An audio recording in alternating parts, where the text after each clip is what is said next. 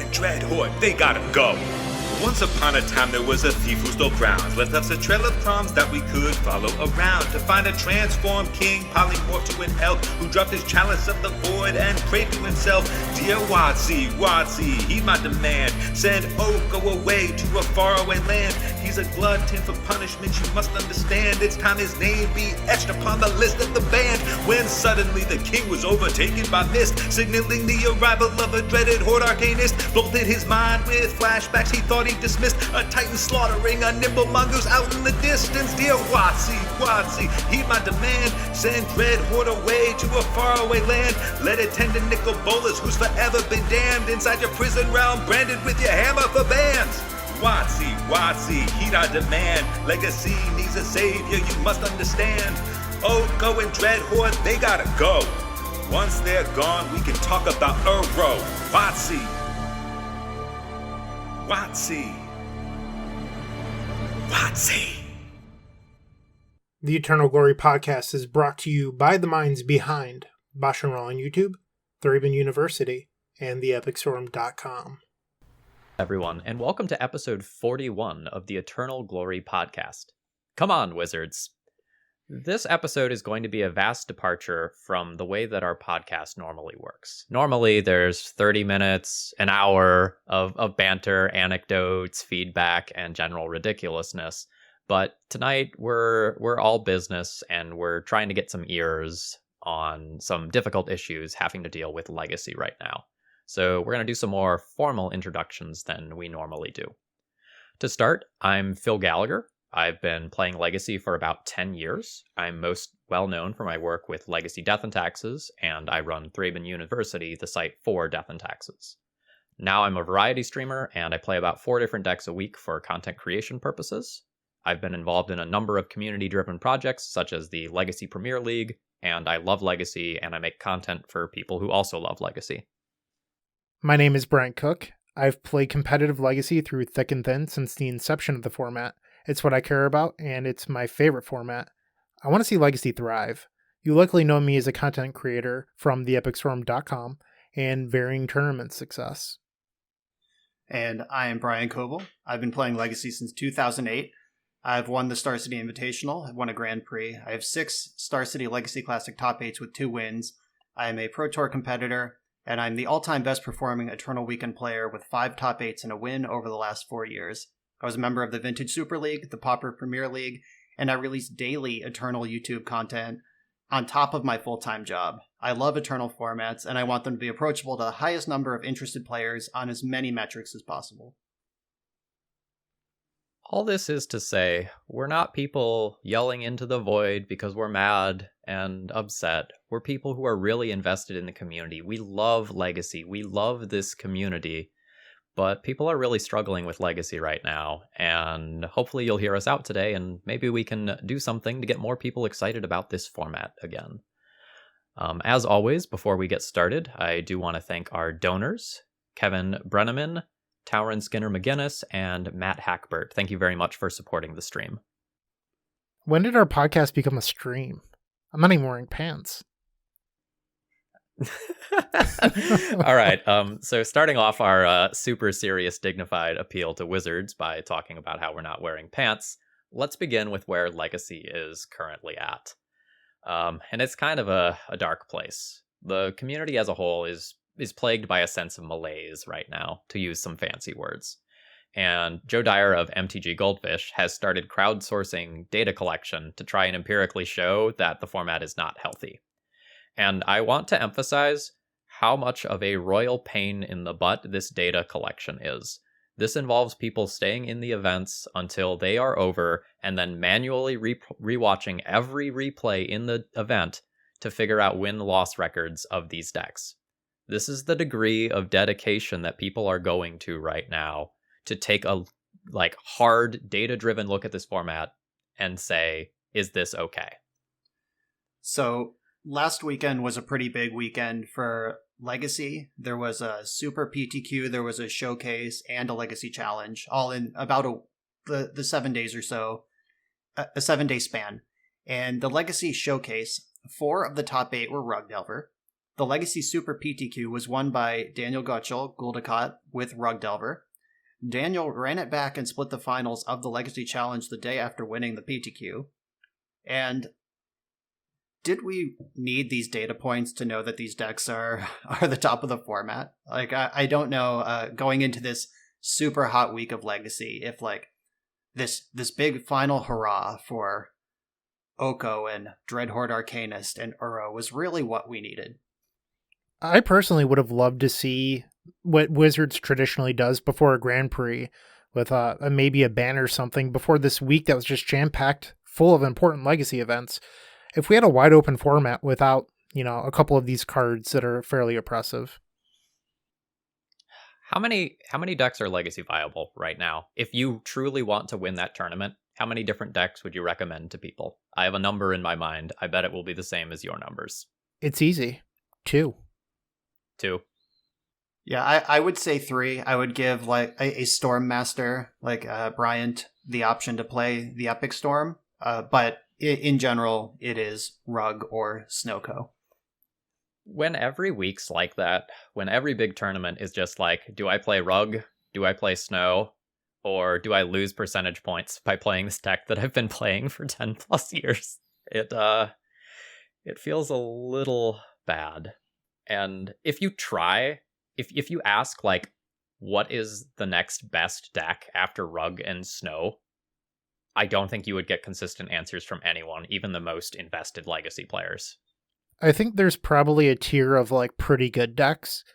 It's just that they're not close to the top 2. Like there's a level in between.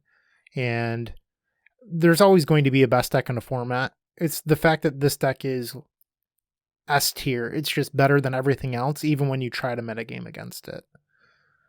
Yeah, and we'll dig into that a bit. Lots of people have been doing things like, here's my Legacy tier list, and I don't think tier lists are particularly helpful, but always at the top, it's Rug and it's Snow. And there's hard agreement there. One of the more insidious things about this current Legacy tier list is that having an S tier is already toxic for the metagame, but the S tier completely obliterates tier 2.5, tier 3. Yeah, I don't want to go too deep into this, but if you're a variety streamer, content producer of some kind, and you're playing all these like fun brews that are definitely questionable, you are feeling the sting of the power of the top of the metagame right now, in a way that I don't know that I've ever felt before. Yeah, I will echo that. Again, we're not going to spend a lot of time on this, but I also do donation leagues on my channel, and I play a lot of weird decks. And it was actually this past week I was recording Azorius Bogles, which was a donation deck, and I had a Core Spirit Dancer covered in auras. It had like Vigilance, First Strike, Trample, protection from creatures, protection from white, and my opponent played Oko and elked it, which it doesn't get much smaller, but it loses all those abilities because of how layers work. So they elked my Voltron and then just blocked it with an Ice Fang Coatl. And that was like the moment where I was like, really? Like, come on, Oko. So I will say this. You're saying that these decks, they don't line up well, which I can understand.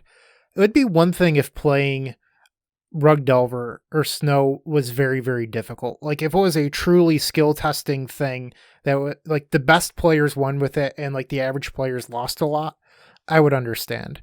But the fact of the matter is, like, Rug Delver isn't the most difficult deck to play. And I'm not trying to make anyone feel bad, but like I am a Storm specialist. A lot of people will try to pigeonhole me as. After Eternal Weekend, I just thought it might be fun to run Rug Delver in a Legacy Challenge. I easily won the event going 10-0. Like on 0 practice, I haven't run Rug Delver in years. Probably 2014 was the last time I played the deck. 10-0 through the Swiss. I'm sorry, 7-0 through the Swiss. Easily won in the top 8. And then the next week, I ran it back with Snow. And I ended up losing in top 4, but like it was by a thin margin. When you're running Oko in your deck, paired with, we're going to go further into this, but with 6 to 7 force effects due to Force of Negation, it's really easy to just steamroll the metagame because your answers are so much better than the threats. Yeah, I had a similar experience at Eternal Weekend. It was online this year. There were 3 events, 3 days in a row. My first day, I played Sharkstill, which was a deck I worked very hard on. You can go back and look at my content. Like, I was in on this deck. I tuned it. I had the most reps of any deck with Sharkstill. I went 2-3 and out of there. And then the next day, I tried Maverick because I thought it would be a smart meta call. Newsflash, it wasn't. And then the third day, I was like, you know what? Fuck it. I'm going to play Snoko. Also on no reps. I just copied the list that won Friday night's Eternal Weekend on Sunday. And I went on a 7-0 run before losing back-to-back win-ins. And that was just ice cold. No pun intended. In order to play these decks at a high level, you really just have to know how to properly sequence your cantrips. Like, that's the biggest things with these blue decks. And once you know how to, sequence your spells correctly, at least your cantrips, you can play a majority of the blue stew decks. Like, it's not like switching from one deck to another is very difficult, as long as you can do this basic thing fairly well. It's not hard to snowball once you already have the advantage, and we'll dig into this a bit more later, but when you stick your Dreadhorde Arcanist and your Oko, and your opponent doesn't answer it, you win. And the honest truth about Legacy right now is that if you aren't registering Rug Delver or maybe Snow, you're probably not giving yourself the best odds of winning. And this has hit the community really hard. I'm watching my friends sell out of Magic.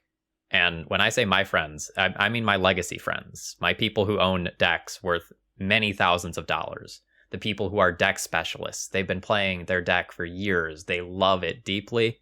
And they're just like, well, Snow's just better than 4-color Loam. I should just play Snow. And everyone's real down right now. We could use a little help. This is an honest thought, and this isn't in the show notes, but I've considered buying Rug Delver just to play it to increase the win percentage and metagame share until this something is done. I don't know. Just a thought. You're the hero we need. But I really, Rug Delver doesn't need your help. Like that's the whole point of this episode. It doesn't need one more strong pilot pushing it over the limit. It's just, anyone can register this deck and win games without working that hard. All right, so let's start digging into the meat of the episode. So here is our official stance as the Eternal Glory podcast. This is what we would do if we had the option to press the ban button. We would choose to ban Dreadhorde Arcanist and Oko Thief of Crowns. And the cards that are often in the ban conversation, but we think are actually not the real problem, are Arkham's Astrolabe, Force of Negation, Veil of Summer, and Uro, Titan of Nature's Wrath. So now, obviously, we need to defend ourselves. We need to make our point, and so we're going to try to do it as logically and empirically as we can. So here we go. Let's jump in. All right, so both Dreadhorde Arcanist and Oko Thief of Crowns are card advantage engines worth fighting over on the early turns and lend themselves to the pre-existing blue engines in Legacy. So the snow piles will still exist without Oko. Rug Delver existed long before Dreadhorde Arcanist and Oko, and it will exist in the future if these cards go, but these slot right in so smoothly. And the real problem with these is how hard they snowball and how quickly they arrive. Like, they're card advantage engines and threats together in one card. The Patrick Sullivan Bane Drifter is back. I've talked about this for the last 6 episodes, but when Baneslayer and Muldrifter are on the same card, and that card costs 2 or 3, that is not a reasonable thing to exist. They can catch up a game where you're behind, they can break open a stalemate, and they'll eventually win if left unchecked. If you're dropped on a stable board, you're just going to win. And the big problem is that the unchecked is very difficult to do right now. You used to be able to check threats, or you had a timetable where you could figure out how to check them. These cards, every turn they stick around, they bury you deeper and deeper. So this pairs with the issue of Force of Negation in the format. Bryant has gone on record saying he believes it's fundamentally bad for Legacy for the card to be around, but we don't really think it's bannable. And the reason that these blue decks can play 6 and 7 forces is because they have a 2-drop and a 3-drop that can recoup that lost card advantage. Yeah, so these cards just do so much for so little and require just absolute immediacy and urgency in answering them, or the game ends. I don't know how many times I've been streaming and my opponent plays a turn 2 Dreadhorde Arcanist, and I look at my hand, there's no removal here, and I'm like, okay, I lost this game. This game goes on for a few more turns, but I'm just not coming back from this.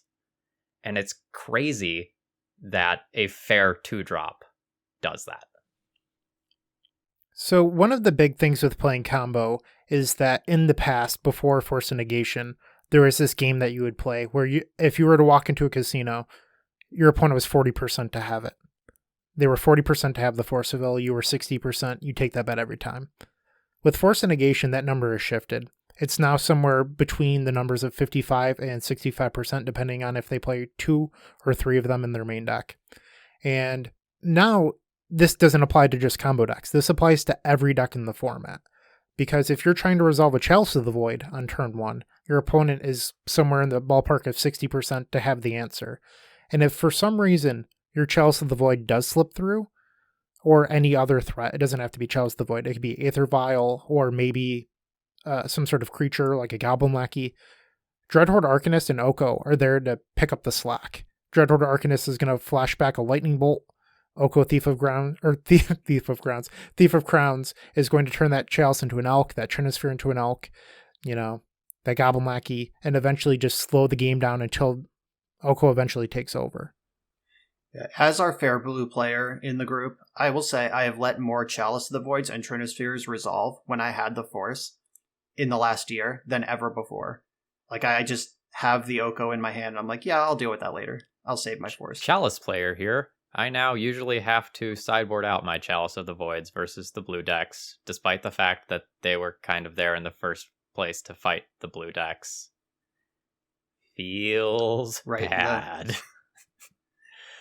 Yeah, long time Cantrip Cartel member here. A turn 1 Chalice of the Void was scarier to me than almost anything. I would rather play against Dark Ritual on turn 1 than Chalice of the Void on turn 1 as a blue player who's going to rely on my Ponders and Brainstorms to make it happen. And I just don't respect that card anymore. I just let it resolve most of the time. We mentioned that the best thing you can be doing in Legacy is playing Rug or Snow in the format. And that's because when you have 6 or 7 free pitch counters paired with card advantage engines such as Dreadhorde and Oko, you're at a level above everything else because the card disadvantage just doesn't matter anymore. Like, Dreadhorde will very, very quickly recuperate that card advantage, and Oko will create that advantage over time. So when you have both of these cards in the same deck, it's scary. And here's the thing about these cards as well. Even if you have the answer to them, your answer doesn't resolve most of the time, especially if you're playing against Rug Delver. You're dealing with Force of Will and Force of Negation and Daze. And especially on the games where you're on the draw, it is a tough ask to actually answer these cards, even when you are specifically trying to. Yeah, last week, or our last episode, we talked about Rich Calley's article where he encouraged reconsidering how Brainstorm is played. Like, we're at the point where turn 1 Brainstorm out of Rug Delver just to try to hit that turn 2 Dreadhorde Arcanist, the way that a combo deck would be trying to spike a Ritual to win. Like, that's actually what we're talking about here out of the fair deck. Like, it's just probably right to spew your Brainstorm to max out that possibility of a turn 2 Arcanist, because that's just better than a turn 2 Brainstorm, even with the fetch up. And this card is not just a Rug Delver card. I want to make sure that's clear. This card is so good in Rug Delver that people are just like, what if I play it in my deck now? And so now some of the snow decks and the mid-range blue decks are trying it, and it's still really good, even if you're not playing Daze and you're just playing Force of Negation. And to show you how ridiculous this gets, this card is just getting put everywhere. there is Dreadhorde Arcanist Doomsday now, and there is Dreadhorde Arcanist Infect now. And I believe that list put up a 5-0, and it wasn't just like a meme. It was like, oh no, like this card is just dumb. Even if it's not a part of my central strategy, it's just so warping that it's worth playing. I do find it funny in Infect because the card is finally being used what it was intended for. Pump spells. Yeah, pump spell, second pump spell. That use of Dreadhorde Arcanist is A-okay and warms my heart. However, after getting like attacked, ponder, find the counterspell to protect it, attack, lightning bolt your creature, attack, ponder, find another counterspell to protect it 15,000 times over the past year. It's gotten a little old. Yeah, this sort of line of conversation has come up in my brain a number of times. I've been working on decks for people, and I have to remind myself that the broken banned cards are still banned, even in the decks that didn't get them banned. Like, with that Bogle's list the other day, I was like, oh, this would be a great Luris deck. It's like, oh, wait, no, I'm not allowed to do that. Delver ruined it for everyone. So, sorry, Dreadhorde Arcanist and Infect. Everyone else is ruining it for you. Shout out to the Painter players here who have lost so much over the years due to the sins of other decks. Yep, rip Sensei's top. Unban it in Painter while we're talking about bans, Wizards of the Coast, if you're listening. All right, so, and this same problem that we're seeing with Dreadhorde Arcanist just getting shoved everywhere also applies to Oko as well. This is not just a card that's in Rug or Snow. And again, even linear decks like Infect are playing this card as well. And historically, Infect is one of the tightest decks in Legacy. It's cantrips, counterspells, infect creatures, and ways to make them big. That's the deck there's not room for messing around. But it turns out that, like, the Elk Machine is just that good, and such a must-answer card that it will win the game on its own, even if you have no synergy with it whatsoever. Yeah, those Force of Wills that Infect used to have to use to protect their creatures, they just don't care. Like, they don't need to force Chalice of the Void. They can let it resolve and just attack with Elks, or Elk it when they're ready to win. It's better than the answers that the deck was playing on those sort of axes. And all sorts of decks are jamming Oko in. Like, we've seen lands change colors. We've seen Maverick become Bant. The new Pokey Bant Hull Breacher deck is, I think, the best Hull Breacher shell and one of the best blue decks in Legacy right now. Like, you can basically build anything you want around Oko, and it's going to be good enough to play. And on that same note, it's also worth changing your colors completely to play Oko. So 4-color Loam, historically, was not a blue deck. 4-color Loam is now a blue deck for Oko. And it has just completely pushed out engines of the past, like Punishing Fire, that were so central to the deck's identity and strategy. Well, part of Punishing Fire being shifted out of phase was Dreadhorde Arcanist is a 1/3 for some reason. Like, why did that creature need to be a 1/3? So, like, decks like Lands that would traditionally try to police the blue decks, along with 4-color Loam, aren't even doing that anymore because the threats live through it. Like, 3/3 Elks and 1/3 Dreadhordes just laugh at Punishing Fire. Yeah, as long as we're pouring one out for Punishing Fire, like, Oko's Loyalty also not particularly well attacked by direct damage either. Thing is beefy. Yeah, he's thick for sure. All right, so decks have had a long time now to adapt to these cards, and this current period is not necessarily the first period of Oko dominance that we've seen in Legacy. There have been hiccups in the middle where some other broken things happened, but at basically every other time, Oko has been one of the best things to be doing. And decks have had plenty of time to try to figure out how to fight them, and these decks are still at the top. Yeah, so we look at a deck like Death and Taxes that has every white spell in history. It could splash colors if it wants. That deck was unplayable. Sorry, Phil, but you know it's true. That deck was unplayable in the space between Oko's printing and Skyclave Apparition's printing. And even now, it's only just hanging in there. And because it got printed basically the dream card. Like, Death and Taxes were printing an Abrupt Decay, a like appropriately colored and on theme Abrupt Decay variant just for you, buddy. And it's still just barely hanging in there and mostly indefensible, but it can show up. But it went from unplayable to just playable enough with the printing of the perfect card. Right after the printing of Skyclave Apparition, we actually saw a resurgence in Death and Taxes because it was this deck that could maybe hang with Rug Delver. And people played it. It had a few good results. And then Rug Delver and Snow shifted to decide that they wanted to beat Death and Taxes. And Death and Taxes quickly fell. Through the data collection that Phil referenced in the beginning of the episode with Joe Dyer, it was showing that, or did I might have misspoke there, but Death and Taxes was down to 35% once Rug Delver and Snow decided to shift to try to beat Death and Taxes. Once they decide they want to beat you, they can. You can't quite do that against Rug Delver and Snow. There aren't cards that exist that punish them due to the protection suite that they currently have.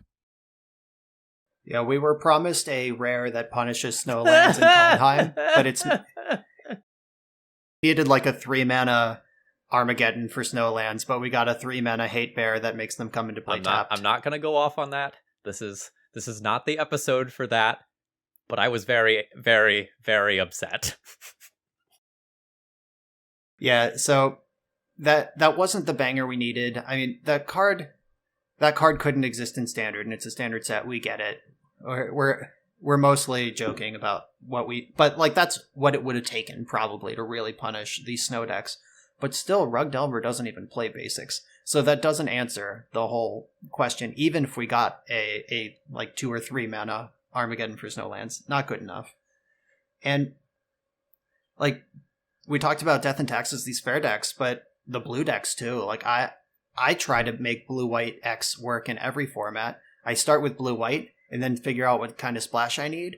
And the result I've come to over the last year is that you have to splash red for Pyroblast because you need to be able to counter or quickly remove Oko, or you're gonna lose. Like I through many years, probably 3 years now, the Miracles community's been like, you should just play Pyroblast, and I'm like, no, who needs it? And now I'm just like, you need it. Oko is the thing that broke the camel's back. You need to play a third color. You have to throw away those beautiful basic mana bases. You need the Volcanic Island in there. Well, I think we can also look at what happened to Miracles. Like, Miracles was a deck that was so proud that it played, the greatest Planeswalker in history in Jace the Mind Sculptor. And at first they're like, well, maybe we'll play like 1 Oko or 2 Oko. Now it's a joke if you're playing Jace the Mind Sculptor. Like, why would you ever play that card? Yeah, it does arrive on 3 loyalty, which is the power of an Elk, and it arrives the turn after Oko, so even plussing doesn't get you past 2 Elks. Like, the card is just can't even hang at all. And like the Swords to Plowshares, embarrassing answer. You need a Force of Will, but they play 7 of them, so they're gonna have 1 too. And it's just you need to warp even the fairest decks or the most controlling decks, like these decks that are supposed to have crushing inevitability. You have to build specifically with the actual most inevitable threat in Oko in mind when you build your deck. The list of legacy staples has shrunken a lot. Stoneforge Mystic and things like Stoneblade and Death and Taxes used to be a premier threat. And now, like, I play a Stoneforge Mystic on turn 2, and it's like, okay, you get Batterskull, I'll Elk your Stoneforge, Batterskull rots in your hand. Okay, you got a sword, it's a 3/3 Elk. Enjoy. And similarly, so many other format staples like Chalice of the Void feel obsolete. As someone who loves Red Prison dearly, and like I've won a Legacy Challenge with that deck, I board out Chalice of the Void versus blue decks and bring in a pile of Pyroblasts most of the time, specifically for the card Oko, because it's just that hard to beat. And as I mentioned before, if the blue decks want to beat you, they can. And it's not like they're giving up a whole lot of sideboard space either. Most of these decks will adjust 1 or 2 cards for the metagame, and that's all they need to do because the answers are so good.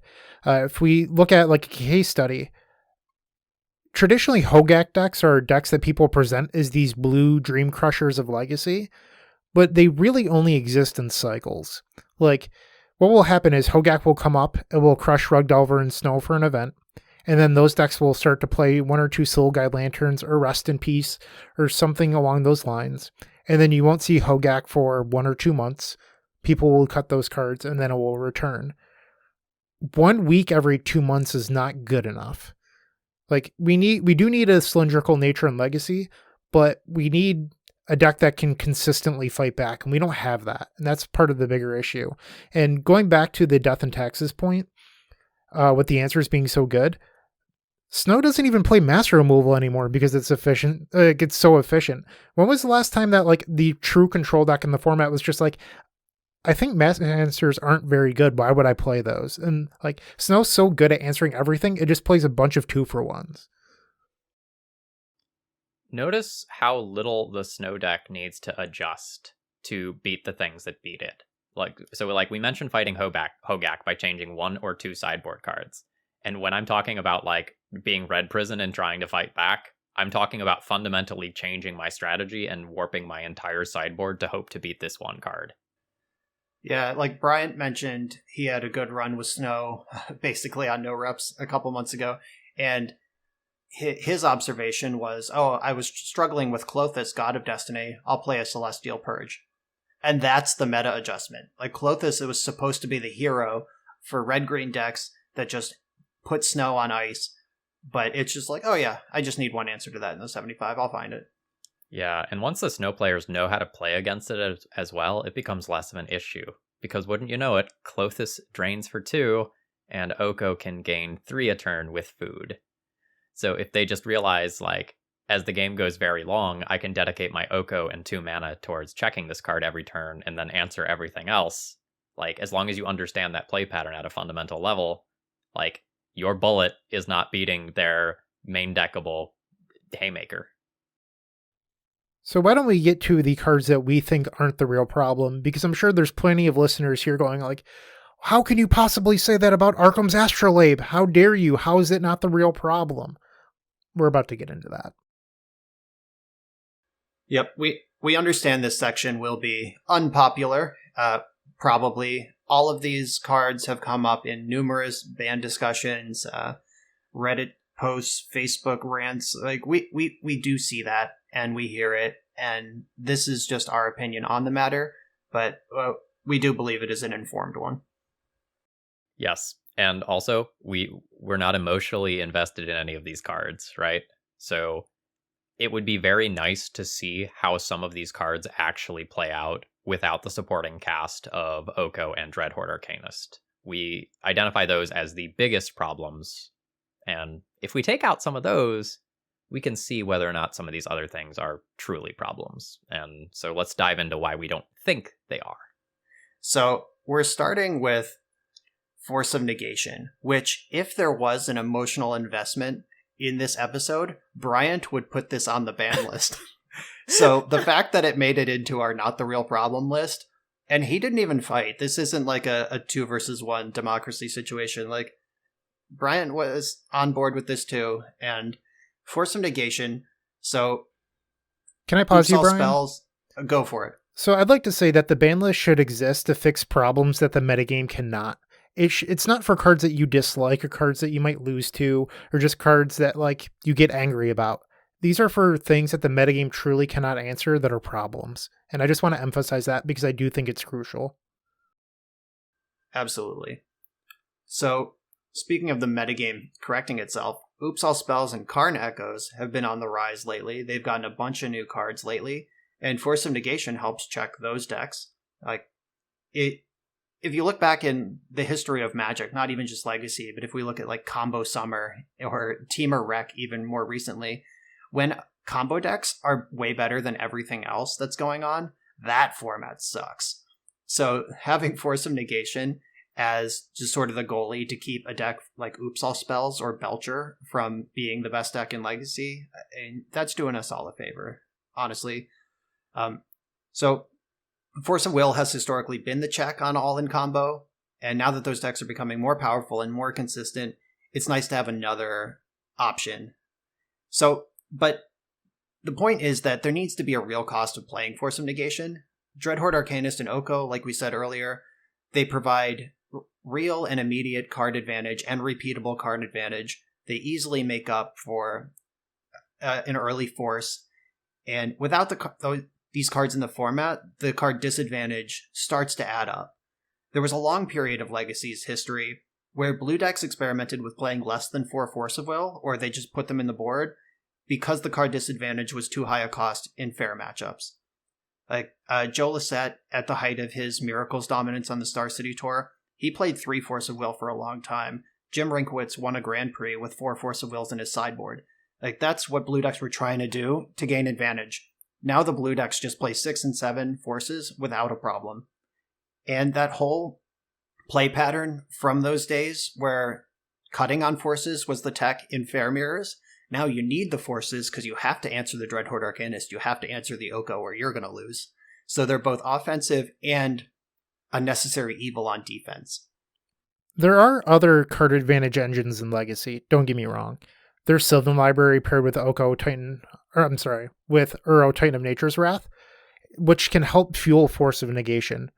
That's a 3-card combo. That's pretty different. If you're gaining 3 life with Uro and then paying an additional 4 to get plus a card to, offset the card you're pitching to Force of Negation, that is a Legacy power level synergy.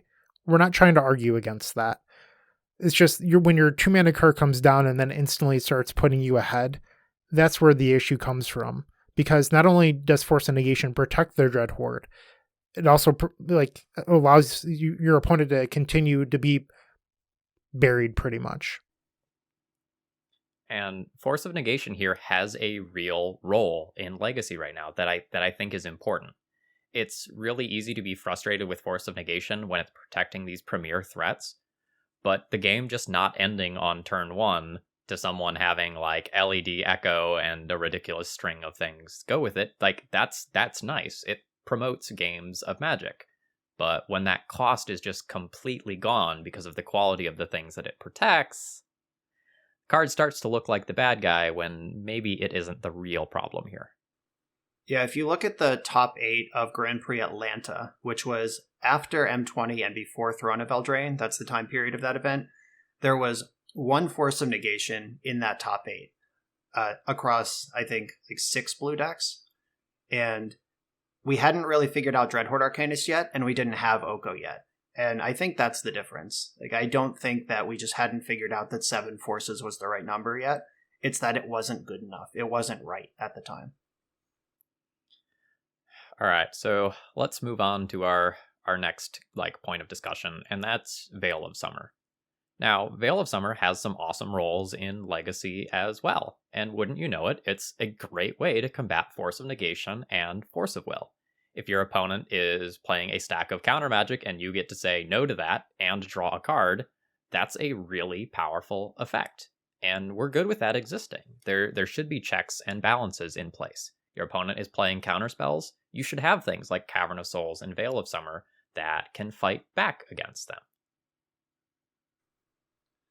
Yeah, and those things come at a deck building cost. Like Cavern of Souls, you need a density of that creature type. For Veil of Summer, you need to be playing green, which, if Oko's not around, that's a big cost. And while Veil is really strong, when you get the 1-mana Cryptic command, the counter your spell, draw a card mode, it feels insane, but it's not universally strong. You give up something when you choose to play it. Veil on power level is pretty comparable to Pyroblast, which is a card that is literally older than the format. It existed before Magic even had formats. It's been there the whole time. Nobody complains about it. And it's a Legacy staple. And if you really analyze Veil of Summer compared to Pyroblast, sometimes your Pyroblast doesn't draw a card. Like if it's like the second or third spell in a counter war, Veil of Summer would have been better there. If Oko's on the stack, Veil of Summer's a brick. If Oko's in play, Veil of Summer's a brick. Like, there's a lot of situations where, or if your Veil of Summer counters their Pyroblast and you don't draw a card, they're pretty comparable in that situation. Like, I would kind of say, format-wide, Pyroblast is a more powerful card than Veil of Summer, and nobody has ever suggested banning Pyroblast. Brian, that's a great point, and I think you can also see the correlation through Vintage. Like, Veil of Summer hardly sees any play in Vintage for the reasons that you just described. And it makes me think of the Patrick Sullivan quote about cards being printed today versus cards printed in the past. No one's throwing their arms up in the air over how good Wasteland is. Am I right? Like, they've grown to become accustomed to these cards. It's the fact that things like Veil of Summer are slightly newer. And I realize that it might sound a little bit hypocritical when we're discussing Oko and Dreadhorde Arcanist. I totally get it. I really do. The problem is the metagame can't fix those issues. Like, we've been trying now. We actually recorded an episode, I believe in June or possibly July, about this very issue. And here we are doing it again in January. Yeah, and now instead of just like, hey, these are some things that are going on, now we're calling to action. Like, this is actually bad. Like, we are the podcast, the legacy voices that are always like, okay, let's take it slow. Let's give the meta a chance. Let's build some decks, like, try to fix it. And here we are with an actual, like, hey, Wizards, seriously, we need some help here. Entire episode. So, Veil of Summer is often cited as killing decks, and I don't really know that this is actually true. So, for example, Veil of Summer is often cited as killing the discard-based decks. And I get donations for these sorts of things all the time. And let me tell you, in reality, I think the discard-based strategies are so bad right now because of how good the threats are. You Thoughtseize and him your opponent? Cool. They stick Dreadhorde Arcanist or Oko? Oh no. Oh no. That game ends because of that one threat that stuck. Whereas if they cast a Veil of Summer and your him gets countered and they draw a card, does that sting? Yeah. Is the game over in any way? No. Absolutely not. If one of these cards sneaks into play through that pile of discard spells, that player will recoup all of their lost cards and present a clock in a single spell that loses you the game if you can't answer it. Yep, you can easily go from Hellbent to miles ahead with a single top deck of Dreadhorde Arcanist or Oko. Like, I've gotten donation leagues for Mono Black Pox, Lone Pox, and Red Black Pox over the last 3 weeks. The Pox people just love paying me to play their deck, and every single time it's the same story. It's just like, Thoughtseize him, you're Hellbent. I have Ensnaring Bridge and Curse Scroll. What could go wrong? You top deck Oko, you Elk the Curse Scroll. It can attack because of my own Ensnaring Bridge, and then they build up an Elk army until they Elk the Ensnaring Bridge, and I lose. It's just one card, and like when you're a mono black deck, you can't be cantripping for your eliminate. Smallpox doesn't hit that thing. Like, the top decks are really what are killing discard decks, not Veil of Summer. I'm probably the one here that has cast the most discard spells in my life. And the general game plan is you play the discard spell, you look at your opponent's hand, and then you choose an avenue to attack. With the current power level of cards in Legacy, this plan is no longer viable. If everything is terrific, there's no picking an avenue because that avenue doesn't exist. And it's one of the reasons why Storm decks have shifted away from discard spells over the last year or so, especially with effects like Mystic Sanctuary just bringing back the counterspell or whatever you discard. And Veil of Summer often gets blamed for like the death of Ad Nauseam Tendrils, but that's just not the case. When you play a discard spell and you're looking at multiple different force effects in your opponent's hand, how does picking one do anything? And Veil of Summer ends up being the scapegoat, and people that aren't as invested into this sort of play pattern as I am may not be as familiar, but trust me, I'm not saying this out of bias. Like, this card it's not as good as the internet would like you to think it is. Yeah, I, as an invested Legacy player, thought for a long time that Veil of Summer killed Ad Nauseam Tendrils, and I ended up filming an entire hour-long episode of a webcast talking to 2 Storm experts who convinced me otherwise.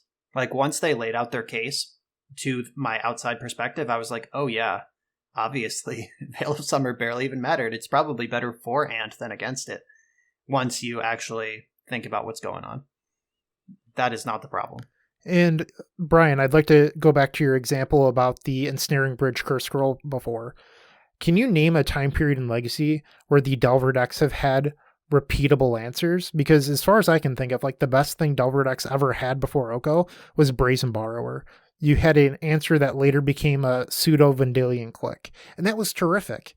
When was the last time someone played a Brazen Borrower?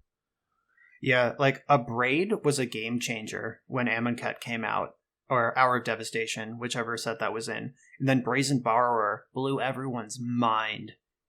And now those cards are not even played.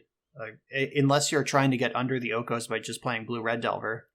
But that's a style choice more than actually being a good one. So yeah, I played a lot of Delver in my life, and it usually was you play like one sweet card for every matchup in your sideboard, and you use your cantrips to tie it together. And like that, if you're playing against the Merit Lage deck, you better be cantripping for your Brazen Borrower or your Submerge aggressively. Like, you didn't just get to have 3 Okos. So this is a totally different world. And a secretly insidious thing there means that these decks that have Oko have more real sideboard slots because they don't need to play as many sort of narrow niche cards to deal with the various things of the format, because Oko deals with everything. Dreadhorde Arcanist buries everyone. And this is why these Oko Dreadhorde decks get to adjust and play 1 or 2 cards to then later bury the decks that beat them.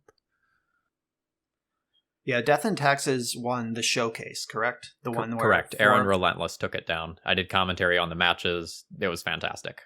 Right. So Death and Taxes won that event. They went through Jarvis U in either the top 4 or the finals. Like he also did well in that event with Rug Delver.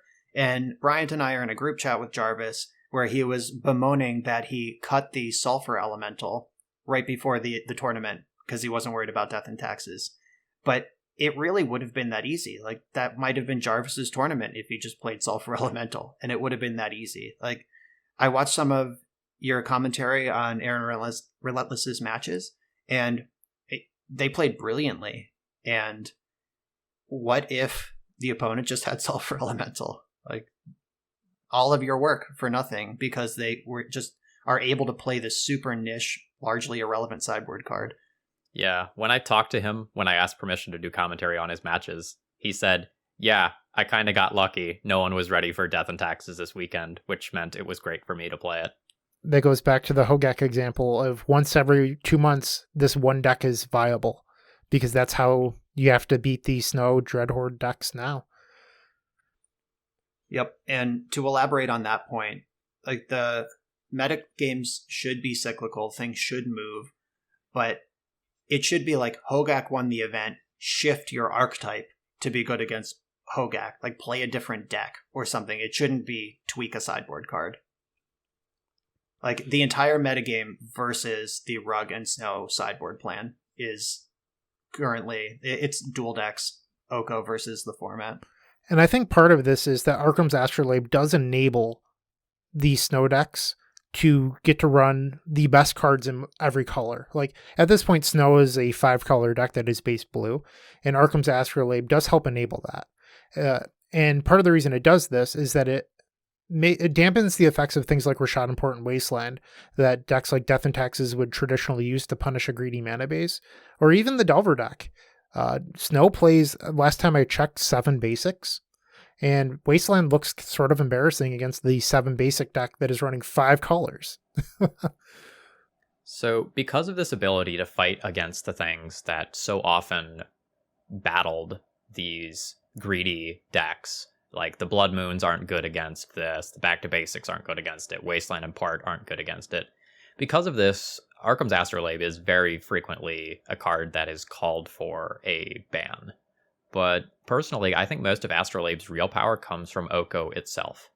This card is way less threatening when it's not going to become a 3/3 later in the game and actually serve as a win condition, a la Deathrite Shaman in formats of ages past. That's a great comparison, Phil. Yeah. If you compare this to, say, Abundant Growth, which is basically an Astrolabe, but it requires you to be in green, that effect existed for a long time in Legacy, and only Enchantress played it.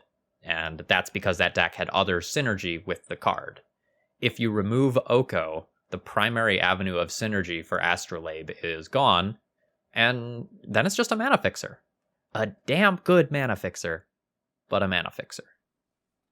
Yep. And really our final thought on Astrolabe is none of us would be sad to see it go. If it ends up on the inevitable ban list, sure, whatever. I'm not heartbroken. We're not arguing for it. It's just, it doesn't seem quite bannable in the legacy power level. This is one of those cards where I would really like to see how it performs in a world without Oko and reevaluate it there. Because in that world without Oko, maybe it's important to be playing things like Spell Pierce or Spell Snare again, and then tapping that mana on turn 1 to fix your mana for the rest of the game actually becomes spooky again. Also, I've posted screenshots on Twitter of hands that are like Basic Plains, Basic Island, Astrolabe, Abrupt Decay, and then like a bunch of cards that are not blue or white. Just this hand would crumble if my opponent Force of Willed this Astrolabe, but you can't afford to Force of Will Astrolabe because the Oko could show up 2 turns later. Then you feel like a jackass for wasting your Force of Will on Astrolabe. I think it would be really interesting to see 4-color Snow in a metagame where there's not a single card win condition that you have to save your forest for. Like, I would love to see the play pattern of firing off Force of Will or Spell Pierce on that turn 1 Astrolabe and see how those decks hold up in that world. All right, so let's go ahead and move on to one of the other boogeymen of the format right now, and that's everyone's favorite Titan, Uro. Is he everyone's favorite Titan? There's a lot of Primeval Titan fans out there. Yeah, that's true. The Applejacks deck I occasionally play, where we get to like Primeval Titan and Titania and shenanigans like that, is a lot of fun. Yeah, so I want to talk about Uro. When the concept for this episode came up, I said in our group chat, I want to stump for Uro. Like, I don't think that Uro belongs on the legacy ban list at all. Astrolabe, I wouldn't care if it goes, but I genuinely think that Uro is a cool legacy card.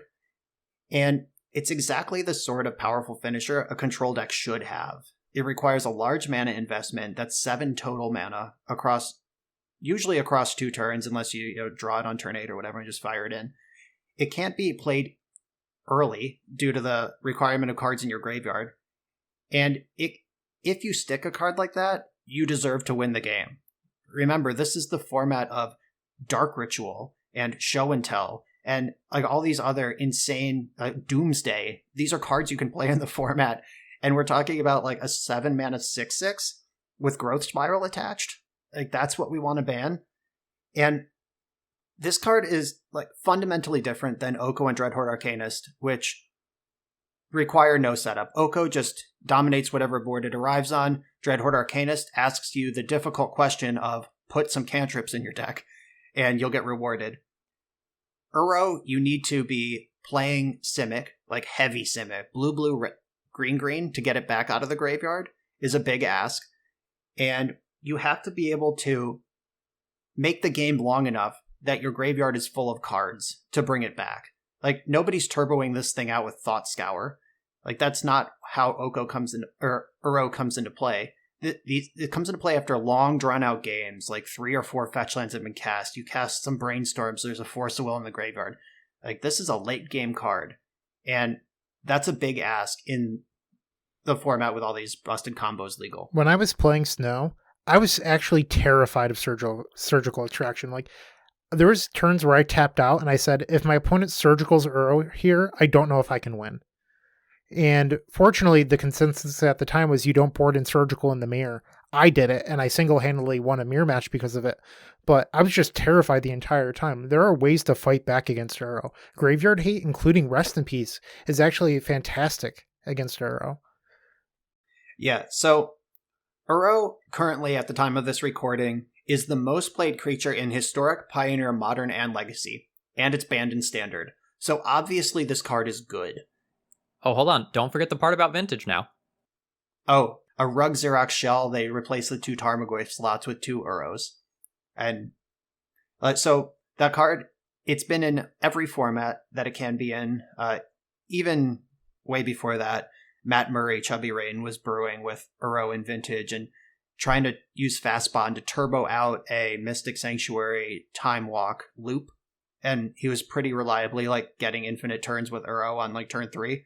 So there's some cool stuff you can do, but that's not what we're here to talk about. So the card was too good for Standard. It's probably too good for Historic. Then we get into Pioneer, Modern, Legacy. And we're here to talk about Legacy. And I think that it's totally fine at this power level. Like I said, it takes a lot of mana, a lot of time, a lot of work to get it into play. And its body, the 6/6 on the other side, common answers include Swords to Plowshares, Karakas, Fatal Push, Abrupt Decay, Skyclave Apparition, Pyroblast, Submerge, any Graveyard Hate, Teferi, Time Raveler, Jace the Mind Sculptor, who we might see again if Oko and Dreadhorde Arcanist are gone. That's just off the top of my head. We're not even talking about specialized answers here. Those are just cards that are in decks. And if you kill that 6/6 body, even just bounce it with Karakas, sure, they get to draw another card when they evoke it again, but then they need 6 more cards in the graveyard and another 4 mana to bring it back. And if you end up losing a game where you bounced or killed Uro multiple times and they brought it back multiple times, I think that's a good game of Magic. Like, Magic was played in that game. Is that the definition of tempo? I think that it is. I think Karakasing Uro is the definition of tempo. All right, before the Twitter mobs get out for us, we better stop talking about tempo. All right, so Uro is often problematic, and people get really frustrated by it when it gets paired with other cards.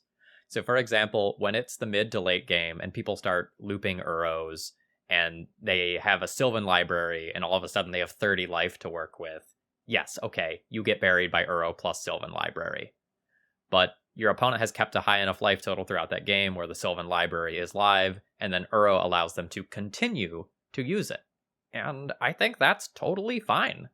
Like, I am okay with the blue player burying me on turn 8 or 9 after we've already had a decent back and forth. I'm good with that.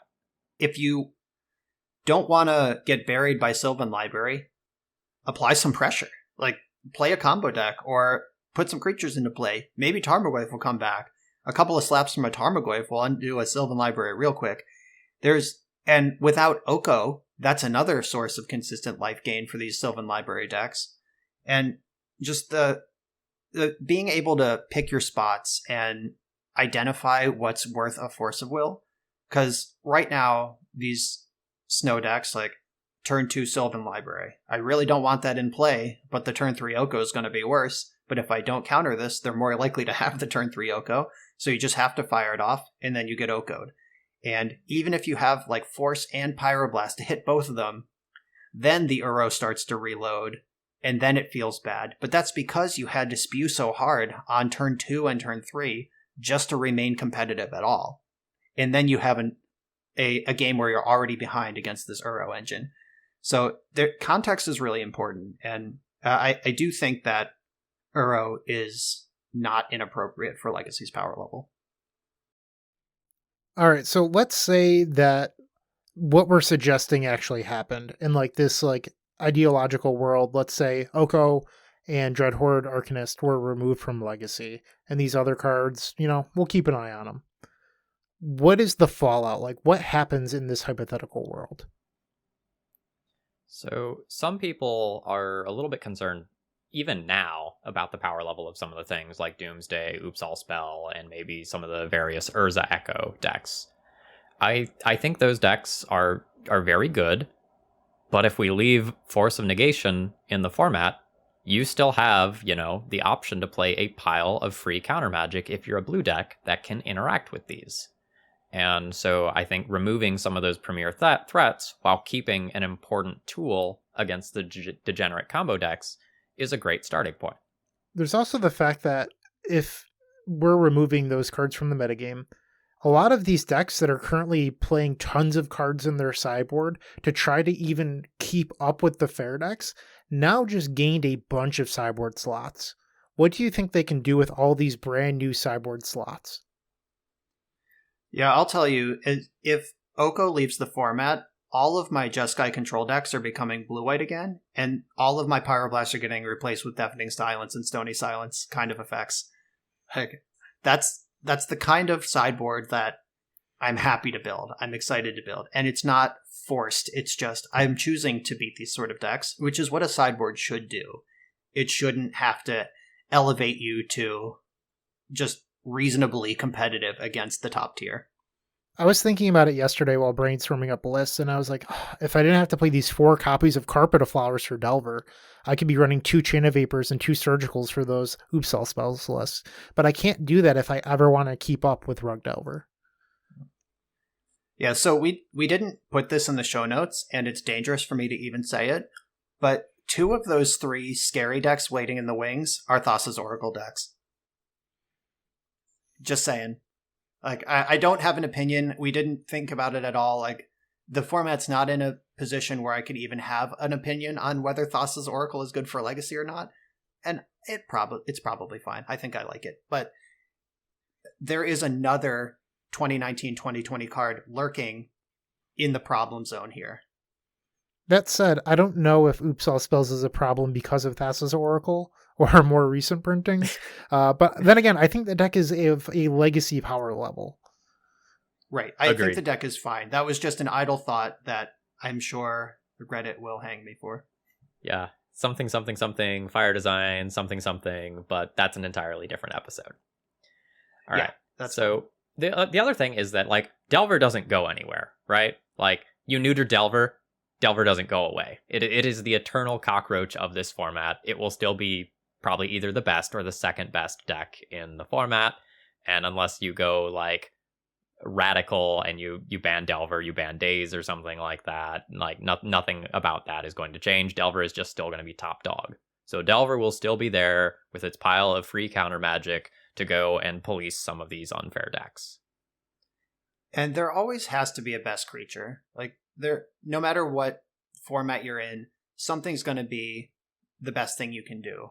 And if Delver is the best tempo threat and Uro is the best control threat, I don't think that's a problem. Like, that's kind of reminiscent of when Death Shadow first broke out in Modern, and people were like, we need to ban Death Shadow.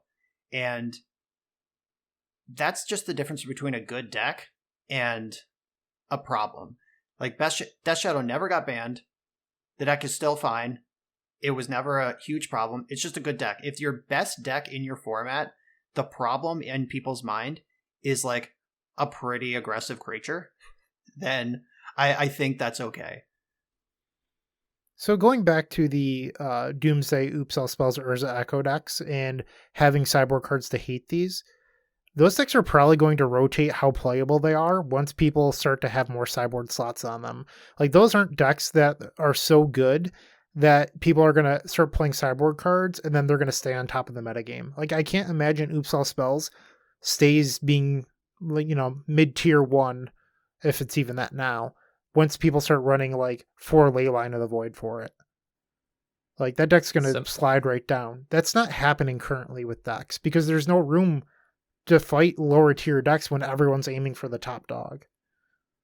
Similarly, if you want to fight against, like, some of these Urza Echo decks, a lot of times in the past when I've played them, I've been stone cold dead to a Null Rod because it stopped a lot of my primary game plans while also shutting off a couple of my lands to boot and, like, my Moxen that are powering out my sweet cards. Like, those cards are hateable. Sorry, those decks are hateable. And Pyroblast is also just a common card that's played in the format, and that hits, the Narsets, the Hull Breachers, the Urzas, the Emrys, just a huge swath of that deck. The official stance of the Eternal Glory podcast is we do not recommend playing Null Rod. Thank you. Wait, hold up. No, Stony Silence is harder to answer. You're right, Bryant. Oh yeah, good call. Let's get people running that in addition to Null Rod. Like, mix up the types. Also, let's look at this next tier down of potential problems. You know what else is good against those? Chalice of the Void, Trinisphere, cards that are not viable when Oko's in the format. Yeah. Like, the entire Stompy archetype, the Ancient Tomb archetype is gone. The Ancient Tomb Pillar of Legacy does not currently exist, and that's supposed to exist to check this sort of nonsense. The current version of Red Prison is no longer a prison deck. I'm playing the most efficient red beating creatures that I can and hoping I can end the game before you can play an Oko. That's the plan right now, and I'm not exaggerating. I recently played a red prison, red aggro, moon stompy list, whatever you want to call it, that I think ran 15 more threats in the sideboard so that you could board out your chalices and your trinispheres and all of your lock pieces to just jam dudes and hope it worked. Yeah, like I've told this story a number of times in various media of my Eternal Weekend opponent who mulled a 5, then had a turn 1 Blood Moon, and I just played Arkham's Astrolabe and passed the turn with 7 cards in hand. But to cast their Blood Moon, they pitched Goblin Rabblemaster to a Chrome Mox. If they had pitched Blood Moon and cast Goblin Rabblemaster, I probably would have just gotten run over that game. Like, that's just a better way. Like, just being hyper aggressive, balls to the wall, is more viable than lock pieces. Like, Blood Moon's straight up embarrassing. Chalice of Void's not good, like we talked about. Trinisphere's not that good, because Oko costs 3 anyway. Surprise. Yep. So, I have an honest question for you two. Do you think that the format would speed up or would it slow down with Oko and Dreadhorde removed? Keep in mind, there are these combo decks that we're discussing. So I think that the format slows down a bit as a whole. And I think right now there is this play pattern of answer this immediately or die. And that really applies to Dreadhorde Arcanist and Oko both. Now, does the game literally end on that turn? No, but in reality, turn 2 or turn 3 is often the deciding turn of a game of Magic right now. And I think as a whole, because like our control and mid-range and Delver matchups are going to take longer to end, the format does end up slowing down. Are people still going to be jamming these combo decks because like they're sick and fun and good? Yeah, absolutely. But I think by removing the premier threats of the format, the decks that are slightly slower now or not quite competitive now or less consistent at answering these threats become more viable. And a lot of those decks are slower to start with. Yeah, I agree with that. Combo player's gonna combo, but Bryant, as the person who has won the most games on turn 1 and 2 among us, how does it feel that Rug Delver can also win the game on turn 2 with some reliability? Like, you're not even doing anything special. You're working really hard to be worse than Rug Delver. And that's what we're all doing, by the way. I can't tell you how many times I've had a huge sigh of relief where my opponent taps that on turn 2 and it's not Dreadhorde. Same. Like, the feeling when your Delver opponent ponders on turn 1 instead of playing Delver, that's the first, like, sigh of relief in a lot of games. But the even bigger one is when they do literally anything except Dreadhorde Arcanist. Like, sometimes I'm at the point where even if I have basics in hand, I will hang a non-basic land out into play on turn 1 or 2, hoping it gets wasted to buy me a turn from Dreadhorde Arcanist arriving. So, Brian, when we were still discussing Uro, you mentioned Sylvan Library, and you said, hey, tap out for this on turn 2 and recover advantage after that. I love it when people tap out for Sylvan Library. I get excited. But, like, so they're going to, like, let's say they do get to untap. In this, like, not perfect world, they get to untap. So often people are so greedy where they just snap pay 8 life against me and they're like, yes, I just Ancestral Recall for green. I get excited about that too. Like, I am like, yes, my opponent paid a real cost for their card advantage. They are now at 12 life. I need Storm 6. Like, that's how games should be. Like, there should be cost for what you're doing. Yeah, I mean, Sylvan Library emerged from the ashes. Like, it's always been kind of legacy playable. You might have seen it in the sideboard of, like, Maverick or whatever. But the blue decks playing 2 to 4 of this card with regularity, that happened with Oko and Uro in the format. Like, these repeatable life gains, these cards that are worth spewing whatever early resource you have to. Like, I'll pay 16 life and Force of Will 2 spells, go down 4 cards and be at 4 life to get Oko into play. And that's just really what we're playing at right now. Yeah, I really look forward to a time when we have like some nice slower games again that really allow for players to like leverage their skill, allow decks to do their thing, rather than just like everything being like emergency meeting. We need to answer Oko right now. Can we do it? No.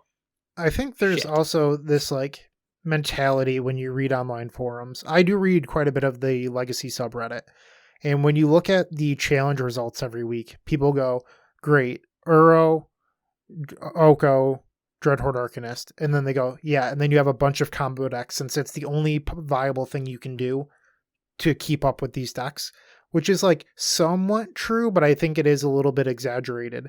But when was the last time you saw Maverick put up a real finish, for example? Or like we just saw Death and Taxes do it, but it's like pretty infrequent that these decks ever have success. Also, as like the person who did commentary on those matches, Aaron Relentless drew hotter than the sun in a couple of those rounds, like just ripping like back to back things to get him out of some tight spots, like versus Elves in I think round 4, for example.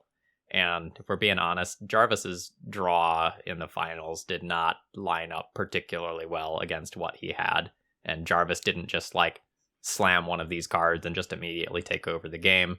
Aaron Relentless got to play Magic, and you don't always get to do that. Yeah, and this combo versus Oko metagame that Bryant was just describing, like me trying to brew the control decks both for my own pleasure and for the channel because people like to see that from me. I can beat combo decks. I can build my deck to beat combo decks. I usually start my sideboards pretty heavy for that. Like I try to build my main deck to beat creatures, build my sideboard to beat combo. But then Oko is just right in the middle. It's not a creature. I can answer 5 or 6 Elks, but there's more coming. And like it's just really hard to deal with that specific thing on that specific axis. I mean, a lot of high-level players, invested players, I believe John Finkel is on record saying he thinks Planeswalkers were a mistake for Magic the Gathering. Like, just the card type. It's just inherent. They are the original Bane Drifters. Like, they arrive, they immediately plus because you still have priority or minus. They get at least one thing, even if you have the Hero's Downfall immediately. It's still a 2-for-1. And I get it as like splashy mythics, most of them are fine, but when a Planeswalker is pushed even a little bit too hard, you get Ren and 6 and you get Oko. And like Jace the Mind Sculptor got banned in Standard, and that card doesn't have the same effect on a game and is not as good at protecting itself or its caster as Oko is. So I think in general, what we would see with these changes is just like more decks would become viable. Like right now, it is a little damping, I guess is the word I'm looking for. I'm not really sure. But like there aren't a whole lot of competitive decks or even viable decks that you can select. Like the people that don't want to play hyper competitive or efficient decks don't really have a choice right now. Like there's no reason to play your fun brew in anything other than like a fun league. When we used to look at challenge data, you would see like, you know, a Nick Fit deck pop up every once in a while, or maybe somebody from the Leaving a Legacy Facebook group that can't put down their Hymnotorox. That just like doesn't happen anymore. And it's really exciting when they do. Like the posts in the Legacy subreddit, like they label decks as like full spice and semi spice when people actually do something that isn't like Rug or Snow right now, or some variation of a blue mid-range pile that's like kind of Snow, but it gets a different name because it's doing something slightly different. Like, people like to see something other than those decks succeeding, and it's becoming increasingly rarer. Speaking of that, I think it's like sort of funny when you look at the Goldfish data and you see Snow, and when you click in, they've recently separated it as of this week, but Snow used to be Snow Miracles, Pokepile, Snow Day, and then actual Snow. Like all of these decks are somewhat similar, and I don't blame anyone from Goldfish for not knowing the difference, but we are getting back into that blue stew, everything looks the same that we once saw with Deathrite Shaman, where the format was becoming a little homogenized. I actually saw today on Twitter, somebody posted a blue stew generator. So funny. If you click the if you click the link, it just generates a 60 card deck with just blue cards that are legacy playable and some lands to cast them. And I clicked it a few times, and I could play any of those decks and not be super embarrassed about it. Yeah, turns out that when you like have cards like Dreadhorde Arcanist and Oko at the center of everything, what you're doing around it, while important, doesn't really matter too much. You will get so many games on the back of one of those cards. Right. So circling back to how we started this conversation, that the malaise of legacy players, how we are all just like, do I queue in? Do I wake up for the challenge? Do I bother? Like, is it fun?